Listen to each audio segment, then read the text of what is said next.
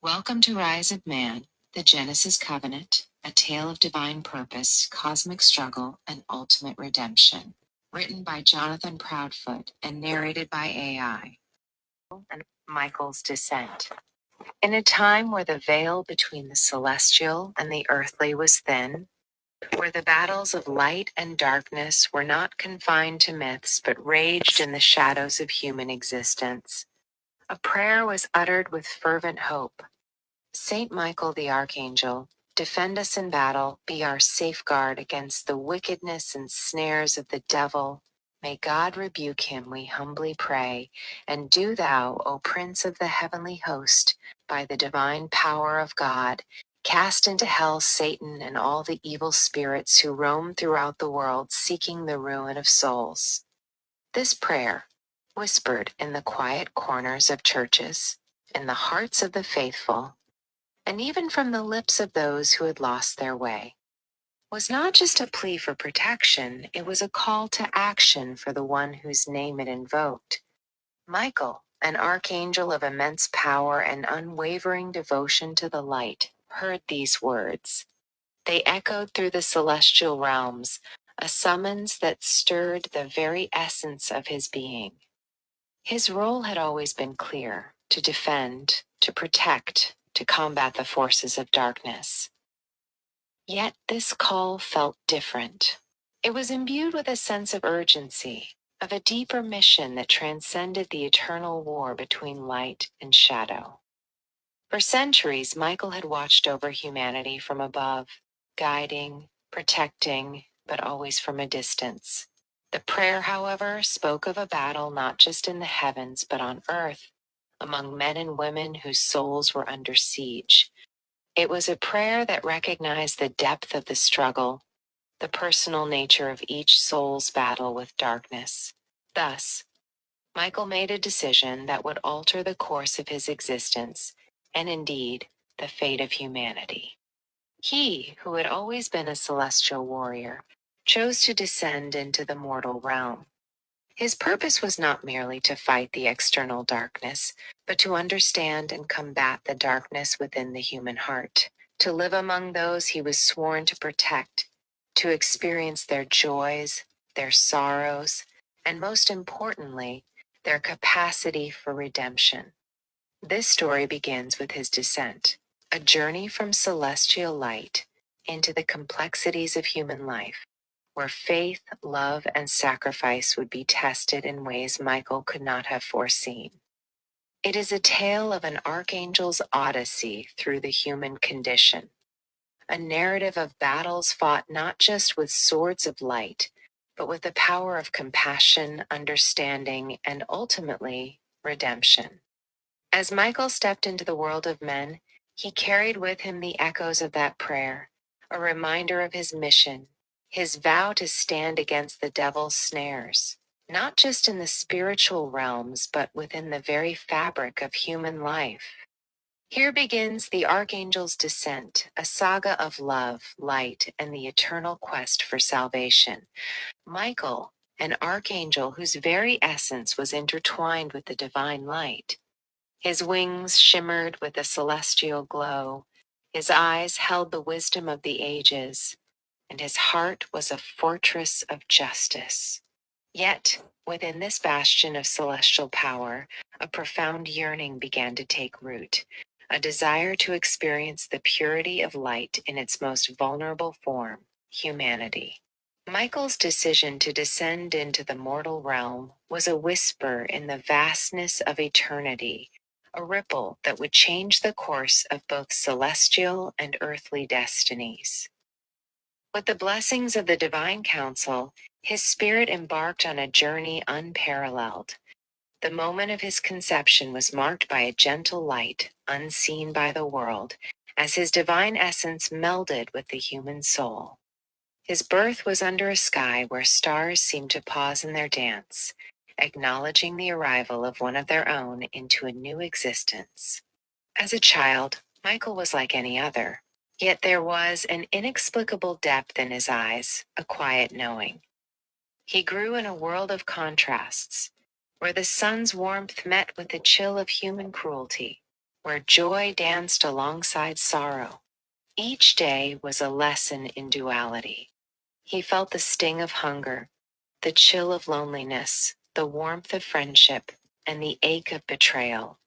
Human suffering, in its myriad forms, became his teacher, revealing to him the profound capacity for both darkness and light within the human spirit. His journey was not without doubt. The complexities of human existence, the gray areas where morality blurred, tested his celestial convictions. Love, in its purest forms, showed him the beauty of creation, while war, disease, and despair revealed the depths of its brokenness. Through these trials, Michael learned that faith was not a shield against suffering, but a journey through it, a light that flickered in the stormiest of nights.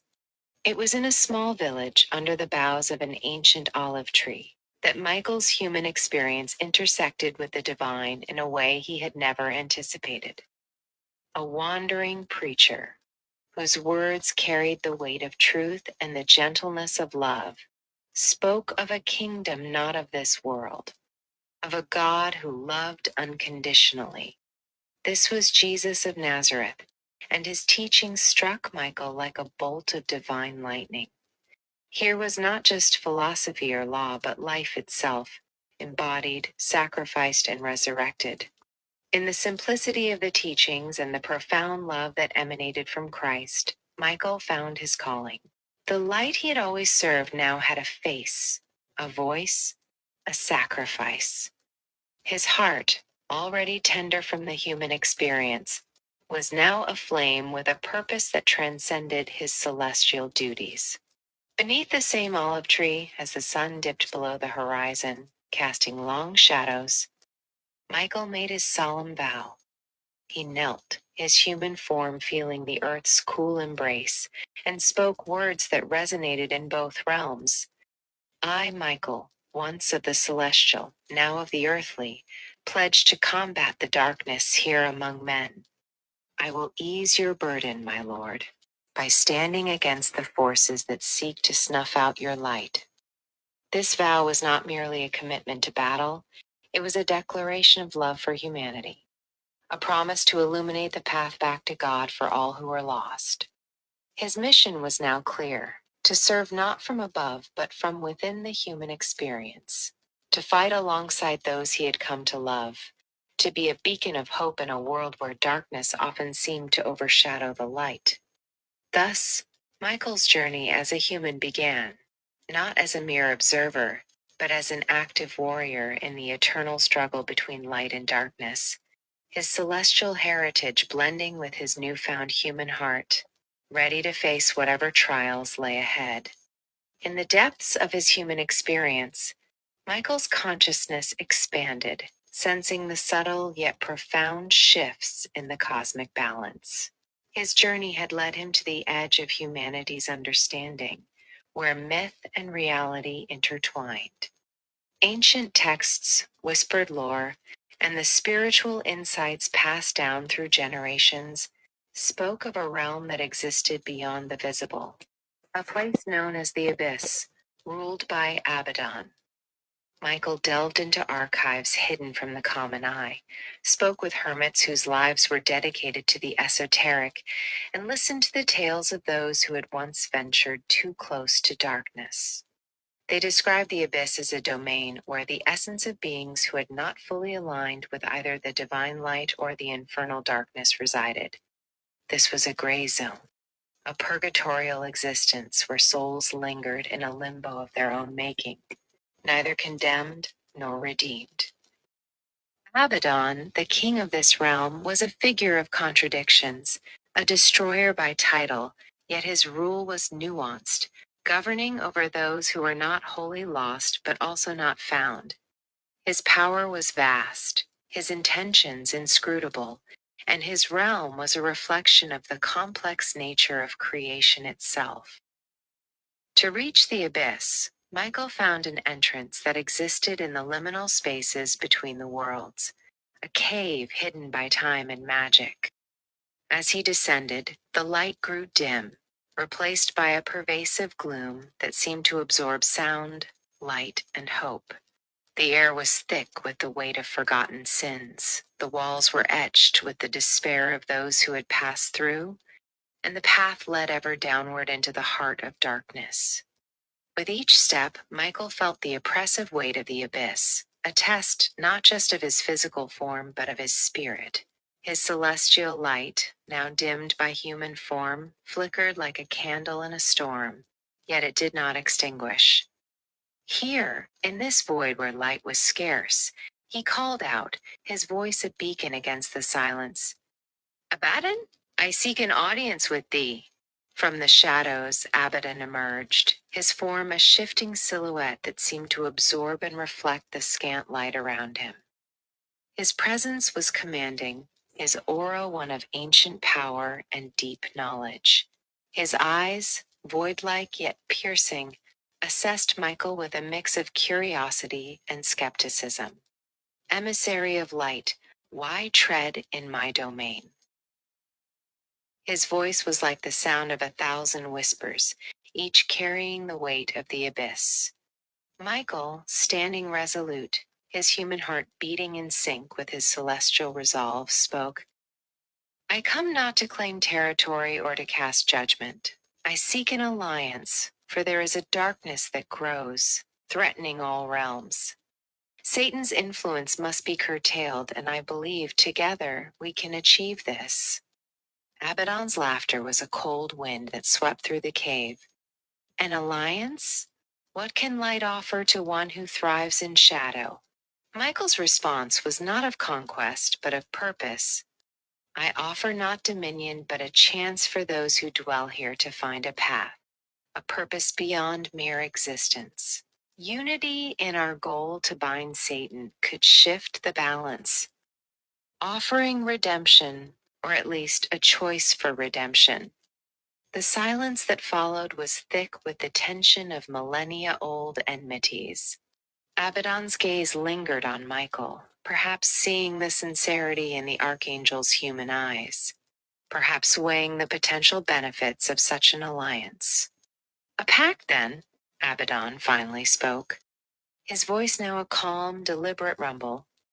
"We shall unite against this common foe, but hear this, Michael of Light. Our alliance dissolves once our task is complete. No debts shall remain between us." They sealed their pact with a handshake that felt like the meeting of fire and ice, a bond forged in the depths where light seldom dared to venture. This partnership was not one of trust, but of mutual necessity, an intricate dance where each step could herald salvation or plunge them deeper into the abyss. Together, they would confront Satan. But the path they tread was fraught with peril, for in the realm of shadows, intentions were as shifting as the darkness itself. The air in the abyss was thick with anticipation as Michael and Abaddon approached the heart of darkness, where Satan, the adversary, awaited. The shadows seemed a whisper of an impending clash, where the fate of realms hung in balance. With Abaddon by his side, Michael felt a surge of resolve. Their steps echoed through the cavernous expanse, each one a declaration of their intent. Satan, a figure of both terror and mockery, lounged on a throne of twisted shadows, his presence a void that sucked in light, leaving only a cold, mocking grin. "Welcome, Archangel and King of the Lost," Satan greeted with a voice that slithered like serpents. "To what do I owe the honor of this peculiar alliance?" "We come to end your reign of chaos." Michael's voice was steel, his eyes burning with celestial fire.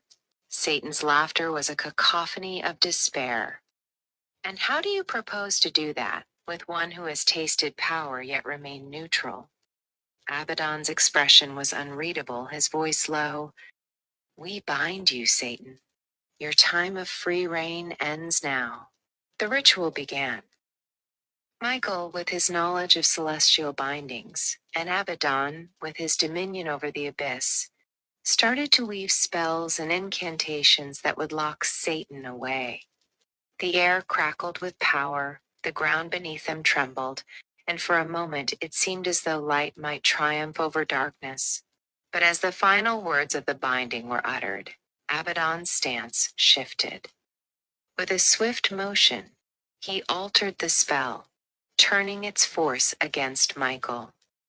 The chains meant for Satan wrapped around Michael instead, binding him not just physically, but spiritually to the adversary. You thought I would side completely with light? Abaddon's voice was a mix of regret and cold calculation. I serve my own interests, Michael, and in this, I see a greater game. Satan's laughter filled the cavern, his chains now a mockery as they bound him to Michael, not away. Oh, how the mighty fall, or rather bind themselves to their enemies. For 5 months, Michael was subjected to an ordeal that tested the very core of his being. Satan's attacks were relentless, a storm of psychological warfare and physical torment. Each day was an eternity of whispers meant to erode his faith, illusions designed to make him doubt his mission, and physical pain that reminded him of his human vulnerability. Yet, in this crucible of suffering, Michael's faith did not falter.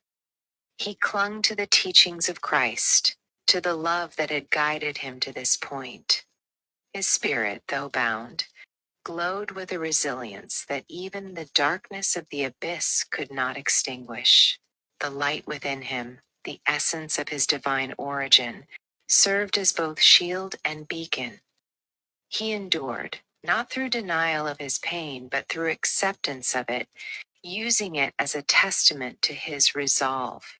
In his moments of greatest despair, he found solace in prayer, in the memories of human kindness, and in the unwavering belief that this trial was but a chapter in the greater story of redemption. Michael's torment was not just a battle for his survival, but for his very soul. Each attack from Satan was met with a reaffirmation of his purpose, his love for God, and his commitment to the light he had vowed to uphold. Through this, he became a living embodiment of the saying, "The darkest hour is just before the dawn." His spirit, though shackled, shone brighter, a testament to the enduring power of faith against the onslaught of darkness. The abyss, though a place of shadow, now felt even colder, the darkness more oppressive as Michael, having survived the 5 months of torment bound to Satan, faced a new adversary.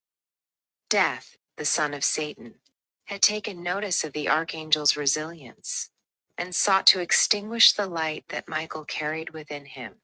In a secluded alley of the mortal world, where despair often went unnoticed, Michael felt the cold grip of dread before he saw the figure approaching. The vessel chosen by death was unremarkable at first glance. A man whose life had been marked by sorrow and loss, now a pawn in a game far beyond his understanding. Michael, the undying light. Death spoke through the human, his voice an eerie echo of his father's, yet with a chilling finality. Your time ends here. Michael, though weary from his ordeal, stood his ground. Death, even you serve a purpose in God's creation. Why align yourself with destruction? Destruction is my purpose, Death replied, his eyes void of life, reflecting nothing but the end. With a swift motion, he reached out, his hands now imbued with supernatural strength, wrapped around Michael's throat. The grip was unlike any Michael had felt in his mortal form. It was not just physical, it was a clamp on life itself, an assertion of death's dominion over all flesh. Michael struggled, his human body weakening, his vision blurring. As his consciousness faded, he felt the cold certainty of death enveloping him. The alley grew silent, the only sound the distant echo of the city, indifferent to the cosmic struggle playing out in its shadows. Michael's body slumped to the ground, lifeless, the light in his eyes extinguished. But death was not the end for Michael. His spirit, unbound by the mortal coil, lingered for a moment, witnessing the scene from above. The body he had inhabited lay still, yet within it there was a flicker, a divine spark that refused to be snuffed out. With a resolve that echoed through the realms, Michael's spirit re-entered his body. The light returned to his eyes. His chest heaved with a breath that was both human and divine. Life surged back, not through defiance of death, but through an acceptance of his resurrection as part of his mission. Rising, Michael faced the vessel death had used. The human, now freed from possession, lay unconscious, his life spared by Michael's return. Instead of seeking retribution or casting judgment on the man who had been a tool of darkness, Michael knelt beside him, his hand gently resting on the man's forehead. "You are not to blame for the darkness that sought to use you," Michael whispered, his voice imbued with compassion. "You are a child of God, lost but not forsaken." As the man stirred, waking to find himself not dead but saved, Michael's actions spoke louder than any words. He demonstrated the mercy and love of Christ, showing that even in the face of mortal enemies, compassion could prevail. Thus, Michael, having faced death and returned, continued his mission with a renewed purpose. His encounter with death, rather than diminishing his light, had instead intensified it, proving that even the grip of death could not hold against the power of faith and the love that transcends all ends. Hashtag Chapter 5, The Keys of Death. Following his resurrection, Michael found himself standing at the threshold of a realm where the material and spiritual intermingled, a place where the laws of life and death were written and rewritten. Here, in this ethereal plane, he would confront death, not as a human, but as an archangel in full celestial glory. The landscape was unlike any in the mortal world. It shifted and changed, mirroring the chaos and order of life and death. Shadows and light danced in an eternal ballet, the ground beneath his feet a mix of solid earth and shifting sand. Here, Michael's wings unfurled, glowing with an inner light that seemed to push back the darkness. Death appeared, no longer bound to a human vessel, but in his true form, a spectral figure cloaked in the essence of ending, his eyes like abysses that swallowed all light. "You dare challenge me here, where my power is absolute?" Death's voice was a whisper that carried the weight of countless lost lives. "I do not challenge your power," Michael responded, his voice a beacon of resolve, "but your tyranny over the cycle of life." The battle that ensued was not of flesh, but of spirit. Michael, with the might of an archangel, clashed with death in a spectacle of divine force. Each strike from Michael was imbued with the light of creation. Each parry by death carried the finality of oblivion. Their conflict was a maelstrom of light and dark, where time itself seemed to falter, trying to catch up with their movements. The struggle was fierce, a test of wills where Michael's faith was the shield, and his love for humanity was the sword. With a final, desperate push, Michael managed to overpower death, not through superior might, but through the sheer force of his belief in redemption and life. In the moment of his victory, Michael reached into the depths of death's essence, extracting the keys symbolic of death's dominion over mortality and the abyss. These keys, forged from the essence of the void itself, shimmered with an otherworldly light, signifying the control over the passage between life and death. Holding them aloft, Michael declared, "With these, the cycle of life shall not be tyrannized by fear, but guided by grace." Transported by an unseen force, Michael found himself before Christ, in a realm where divine light was all-encompassing. With reverence he offered the keys, kneeling before the Son of God. "Lord, I bring you dominion over death, that it may serve your will, not its own," Michael said, his voice filled with awe and humility. Jesus, with a countenance that radiated infinite love and peace, accepted the keys. With a simple gesture, he transformed them, infusing them with his essence. "Death," he spoke, and the very name carried the power of resurrection. "You shall serve life." As death, now diminished, fled from the presence of Christ, the keys in Jesus' hand glowed, symbolizing the ultimate victory over death itself. Michael watched as death retreated, not vanquished, but forever changed, its role in the divine plan redefined by the love and sacrifice of Christ.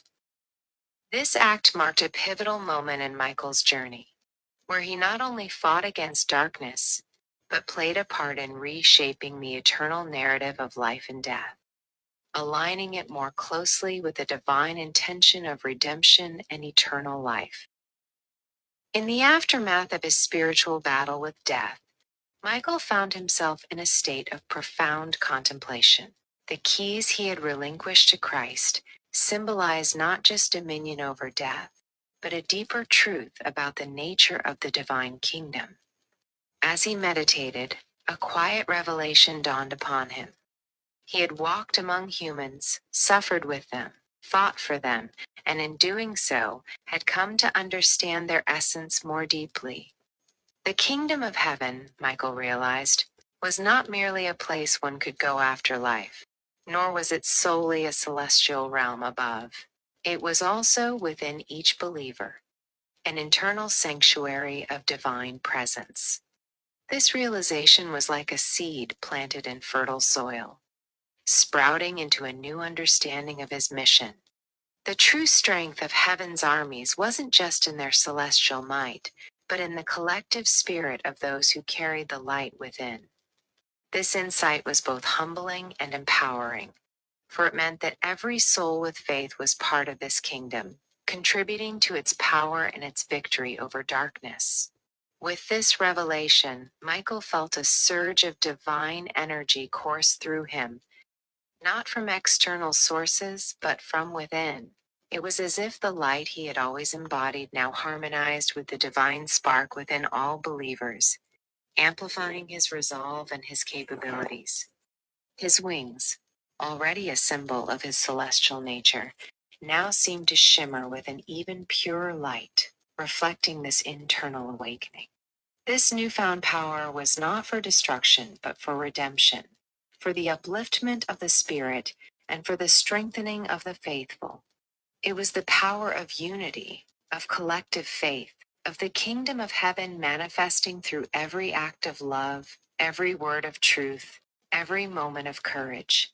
Feeling this profound connection to the divine within all, Michael knew it was time. This loomed on the horizon. The ultimate confrontation loomed on the horizon, and he needed to rally not just the hosts of heaven, but all who carried the kingdom within. He ascended to the celestial realms, where the armies of heaven awaited. His presence was like a beacon, his voice resonant with the clarity of his new understanding. "Brothers, sisters, children of the divine light," Michael proclaimed, his voice echoing through the heavens. "The kingdom we fight for is not only above us, but within every soul that believes. Today we stand not just as warriors of the sky, but as bearers of the eternal light." His words ignited a fervor among the celestial beings. Angels, seraphim, and cherubim each felt the stirring of this truth within them. The realization that the divine kingdom was also within their essence added depth to their purpose, turning their celestial might into a force of spiritual awakening. With heaven's armies now understanding and embracing this revelation, they prepared for what was to come. The preparation was not just of weapons and strategies, but of spirit and unity. They sang hymns that resonated with the truth of the inner kingdom. their faith forged into a tangible force. Michael, leading with newfound resolve, knew that the battle ahead would not be won by celestial might alone, but by the collective power of the divine within.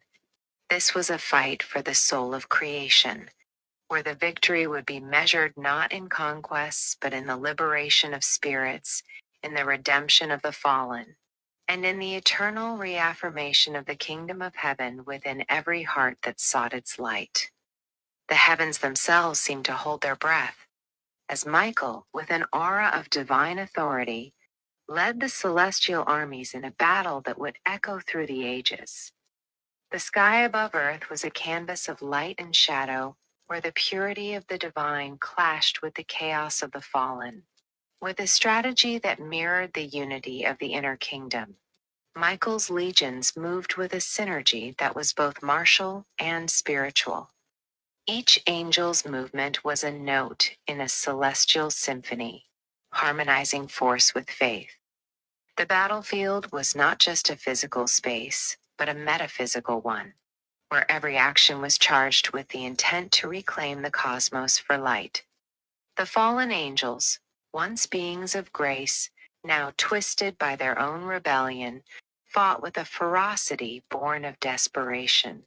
Their leader, a once bright star now dimmed by darkness, rallied them with promises of power and freedom from divine order. However, against the unified front of the heavenly host, their efforts were in vain.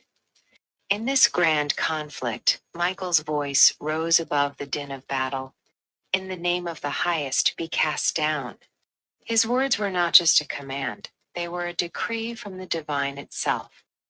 The fallen angels, overwhelmed by the combined righteousness and might of the heavenly forces, began to lose their celestial foothold.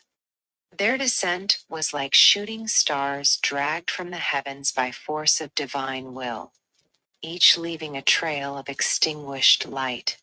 As they plummeted to earth, the impact of their fall was felt in the spiritual realm, causing a ripple effect that would alter the course of human history. Upon reaching earth, these fallen angels sought refuge within the hearts of men and women who, through choice or circumstance, had strayed from the path of light.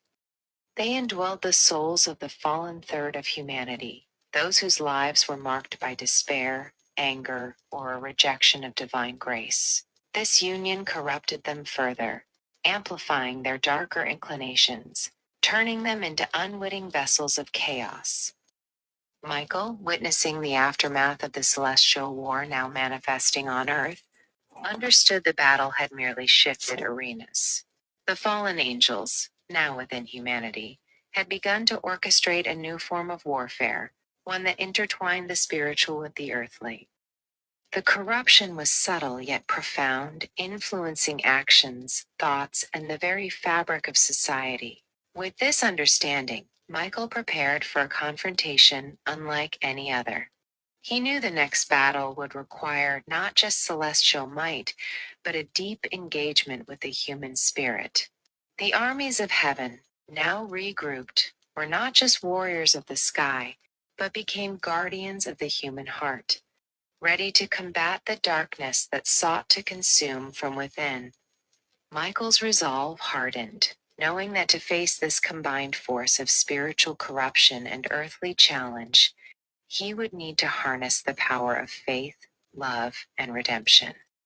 The war for the souls of men had begun, and Michael stood at the forefront, ready to lead the charge against an enemy that was both within and without, preparing for the ultimate test of light against the encroaching darkness. In the shadow of the celestial upheaval, a new figure rose, one who wielded not the sword of light or the darkness of the abyss, but the power of human ingenuity corrupted by malicious intent. This was the false prophet, a master of deception who had long dwelt in the shadows, waiting for his moment. The false prophet, with his command over modern technology and arcane knowledge, devised a scheme to tilt the balance further in favor of darkness. He constructed devices, hidden in plain sight, designed to resonate with the frequencies of the spiritual realm. These machines, disguised as advancements in communication and surveillance, were in truth amplifiers that could summon and bind the spirits of the fallen angels to the physical world. With a whispered chant that echoed through cyberspace and reality alike, he activated his creation. The devices hummed to life, their signals piercing the veil between dimensions, calling forth the spirits of the fallen. These spirits, now free from their earthly hosts, sought new vessels in the unsaved third of humanity, those who had not yet found their way to the light. The transformation was both terrifying and awe-inspiring. Humans, once bound by their mortal limitations, now surged with demonic power. Their bodies were enhanced by the essence of fallen angels, granting them strength to bend steel, speed to outrun time, and intellect that could unravel secrets of the universe. They became beings of immense potential, yet devoid of divine grace, their abilities twisted towards malevolence. These newly transformed entities were near invincible, their human form now a mere shell for the dark energies that coursed through them. They were the antithesis of what humanity was meant to be, a perversion of creation, empowered to wreak havoc. With their new powers, these dark beings launched an unprecedented assault on the remnants of Christianity.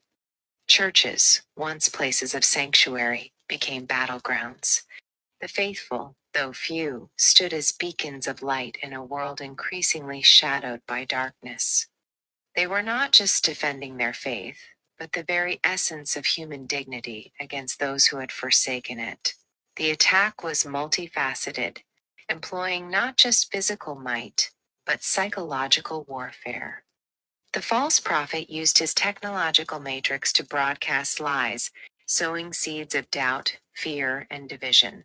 The internet was flooded with propaganda, and media outlets under his influence painted believers as relics of a bygone era, out of touch with the new, empowered human paradigm.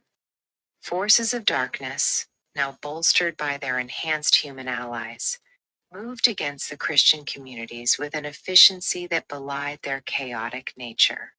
They aimed to extinguish the light of faith, to dismantle the structures that supported it, and to crush the spirit of those who held on to hope.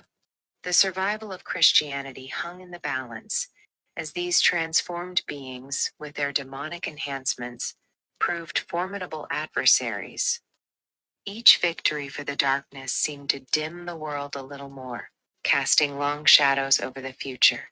The remnants of the faithful, though resilient, faced a tide that seemed unstoppable, their numbers dwindling under the relentless siege. Yet even in this dire moment, there was a quiet strength among the believers. They knew that their battle was not just against flesh and blood, but against the principalities and powers of darkness. They prepared for a fight not just for survival, but for the very soul of humanity, holding fast to the belief that light could still prevail against the gathering storm. As the relentless wave of darkness seemed poised to engulf the last beacons of light, the world stood at a precipice. The remnants of Christianity, those who had held the line against the tide of darkness, found themselves surrounded, their faith tested as never before. The transformed beings, once human, now vessels of demonic power, had orchestrated a world where hope was a luxury few could afford. In this moment of direst need, Michael, who had journeyed from celestial heights to the depths of human despair, felt a profound shift within. His essence, long tempered by earthly trials and celestial duties, began to resonate with a purity that had not been seen since the dawn of creation. His form, though human, started to emit a light that grew from within, illuminating the darkness around him, a light that spoke of his true nature as an archangel. This awakening was not just physical, It was a spiritual awakening, where Michael's divine nature, his connection to the source of all light, was fully realized. The light was not aggressive but all encompassing, a beacon meant to guide, to heal, to restore. It was as if the very essence of Michael's being had been waiting for this moment, where the convergence of his human experience and celestial origin would culminate in an act of divine intervention. With this realization, Michael stood, his presence now commanding the attention of both heaven and earth. In his hand, he held a shofar, an ancient instrument used in times of war and peace, in celebration and mourning. This shofar was no ordinary one. It was imbued with the breath of God, a symbol of divine proclamation. Lifting the shofar to his lips, Michael blew. The sound that emerged was not just heard, it was felt. It reverberated through the air, through the hearts of all living beings, through the very fabric of creation. It was a call that transcended time and space, a clarion call of divine authority, of redemption. This sound was the sound of the universe breathing in unison, a cosmic sigh of relief and anticipation. The shofar's call was not just a battle cry, but a declaration of the end of an era of darkness, a promise of liberation from the chains that had bound humanity since the fall of Adam. As the shofar's note echoed, it touched something ancient and fundamental within every human soul. It was as if the note had struck the very chord of creation, resonating with the original covenant between God and humanity. This divine melody broke through the layers of sin, fear, and doubt that had accumulated over millennia. The curse of sin, the legacy of mortality, was shattered. People felt it not just in their minds, but in their spirits, a lifting, a lightening, as if a heavy burden they had carried unknowingly was suddenly removed. The essence of Eden, of life without the stain of sin, was rekindled in their hearts. Humanity was offered not just forgiveness, but restoration to their intended state of righteousness, of immortality and spirit. This awakening was a collective one. Believers felt their faith surge, their connection to the divine deepen. They stood taller, not just in body, but in spirit, ready to face the darkness with a newfound strength. Even those who had lost their way or were ensnared by darkness felt a momentary break, a chance to choose anew. Michael, with the light of his true essence now fully manifest, had not just awakened to his own power, but had also facilitated a global spiritual awakening. He stood as a bridge between the divine and the mortal, a reminder of what humanity was meant to be, what they could still achieve through faith and divine grace. The remnants of Christianity, now revitalized, understood that this was more than survival. It was a call to participate in a divine plan where they were not just followers, but active partners in the redemption of the world. The battle lines were drawn anew, but now the faithful stood with the assurance of their restored covenant, their spirits aligned with the will of the Creator, ready for the final confrontation with a strength derived from their renewed covenant with God. Hashtag Chapter 10, the final battle. The world, now a tapestry of light and shadow, stood on the edge of an abyss, where the final chapter of an ancient war was about to unfold. The awakening of Michael had not only revitalized the spirits of the faithful, but had also set the stage for the ultimate confrontation between light and darkness. Under the banner of renewed hope, humanity, now aware of their restored covenant, gathered with the heavenly hosts. Michael, his presence a radiant pillar in the midst of this assembly, stood as their leader, his wings unfurled in their full celestial majesty. The air was charged with a palpable energy, the kind that precedes great storms or monumental changes. The redeemed, those who had embraced their spiritual awakening, stood shoulder to shoulder with angels, their faith a tangible force. They were clad not in armor of steel, but in the armor of light, their resolve as much a weapon as any sword. The battlefield was not confined to one place, but spanned dimensions, where the material and the spiritual intermingled in a dance of fate. The fallen angels, alongside their human hosts now fully corrupted by demonic essence, formed an army of darkness that sought to snuff out the light once and for all. The clash was cataclysmic, a spectacle of divine and infernal forces. The ground trembled, the skies wept with the fury of the heavens, and the air was a maelstrom of light and shadow. Each side fought not just for dominion, but for the very essence of creation itself. Angels with swords of light met demons with claws of darkness. Humans, empowered by their newfound connection to the divine, fought with a courage that belied their mortal forms, their actions guided by faith and love. The battle was fierce, with every advance and retreat, every victory and loss, echoing through the cosmos. Amidst this chaos, Michael advanced towards the heart of darkness, where Abaddon and death awaited, their forms a blend of the earthly and the infernal. The air around them seemed to warp, unable to contain the sheer power of their presence. Abaddon, the destroyer, stood with an aura of ancient power, his eyes burning with a cold fire that promised ruin. Death, silent and ever watchful, wielded an aura of finality, a reminder that all things must end. Michael faced them both, his voice clear and resonant. In the name of the Creator, I stand to end your tyranny.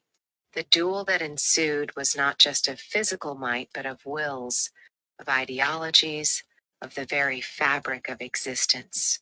Michael, with the light of creation coursing through him, met Abaddon with the force of 1,000 suns, their exchanges sending shockwaves through the realms. Against death, Michael's fight was different. It was a test not just of strength, but of understanding, of accepting the role death plays in the divine plan, yet fighting to ensure it did not overstep its bounds. Their confrontation was a dance of life and death, where each move was a testament to the eternal struggle between these forces. Michael, with his enhanced divine essence, managed to keep death at bay, not by denying its power, but by affirming the supremacy of life, of resurrection, of the eternal promise of victory over death through faith. As Michael battled these titans of darkness, something shifted. The battle cries of the faithful grew louder, their light brighter. Each act of bravery, each moment of unity, each expression of love from humanity added to Michael's power, bolstering the celestial forces. The fallen began to falter. Their ranks, though initially overwhelming, couldn't withstand the purity and resolve of the redeemed. The tide of the battle turned, not through sheer power, but through the collective will of those who fought not just for survival, but for a higher purpose, for the redemption of all creation. Thus, the final battle raged, a testament to the power of faith, the resilience of the human spirit when aligned with the divine, and the unyielding light of an archangel who had walked among men, fought for them, and now led them in the ultimate stand against the forces of darkness. The battlefield, once a place of fierce conflict where the lines between light and darkness blurred, now lay silent, the dust settling over the remnants of a war that had spanned realms. The air, previously thick with the chaos of battle, was now charged with a new kind of energy, one of victory and profound peace. Michael, his wings still alight with the fire of divine purpose, stood amidst the aftermath, his presence a calming force in the wake of destruction. The fallen angels and their human hosts, once formidable, were now scattered or subdued, their power broken by the unified front of the redeemed and the celestial hosts. The duel with Abaddon and death had not just been a battle of might, but a confrontation of destinies. Michael's victory was not one of conquest, but of redemption. Abaddon, seeing the futility of further resistance, yielded, his ancient power now acknowledging the greater authority of the divine plan. Death, having been shown its place within the cycle of life and resurrection, receded, its role redefined but not eliminated. As prophesied, all enemies of Christ were now made his footstool. The forces that had sought to usurp, to corrupt, to bring about an end to light, found themselves powerless before the unity of creation with its creator. The prophecy was not just about domination, but about the restoration of order, the reestablishment of divine justice, and the ultimate victory of love over hatred. With the battle won, Michael, his mission fulfilled, turned his gaze heavenward. The sky above parted, revealing a light brighter than any seen before, and from it, Jesus emerged. His presence alone, a testament to the triumph of light. Michael approached, leading forward the redeemed humanity, now standing not as a defeated or weary people, but as the bride of Christ, radiant with the glory of their covenant. They were no longer just individuals, but a collective, a body united in faith and purpose, ready to be presented before the King of Kings. Lord, Michael spoke, his voice carrying the weight of countless battles, sacrifices, and acts of faith. I present to you your bride, humanity redeemed, standing in light, ready to partake in your eternal kingdom. The scene was one of profound beauty. Humanity, in all its diversity, stood before Jesus, their faces reflecting the journey from darkness to light, their hearts open to divine love. This was not merely a victory over enemies, but a celebration of redemption, of every soul that had chosen the path of light, of every act of love that had countered hate. Jesus, with eyes that held the universe in their gaze, extended his hands in welcome. Well done, my faithful servant, he said, his voice a melody of love and acceptance. The redeemed, in this moment, understood the depth of their transformation, not just as individuals saved from darkness, but as a collective entity, the bride of Christ, integral to the divine narrative of creation. This presentation was Michael's final act, a culmination of his journey from celestial heights to earthly struggles and back, demonstrating his unwavering devotion to the concept of light, to the redemption of humanity. It was a testament to the power of faith, the strength of unity, and the ultimate victory of love, as all of creation witnessed the merging of the human with the divine in an eternal covenant of love and redemption. The archangels ascend. In realms where light and shadow dance, an archangel took a mortal chance.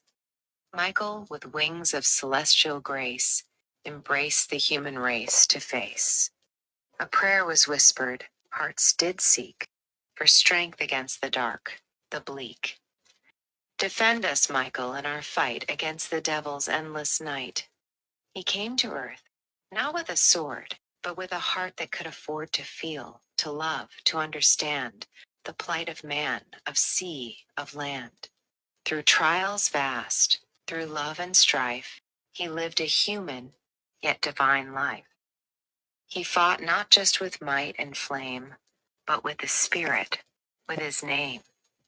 The fallen's fall, the dark descent, in Michael's light their power spent. A battle fought, a victory won, not by the sword, but by the Son. For in the end, it was through grace humanity found its rightful place. The bride of Christ, redeemed and bright, stood tall in the eternal light. Michael's mission now complete, his journey from divine to street, showed us all in light and love, there's redemption from above.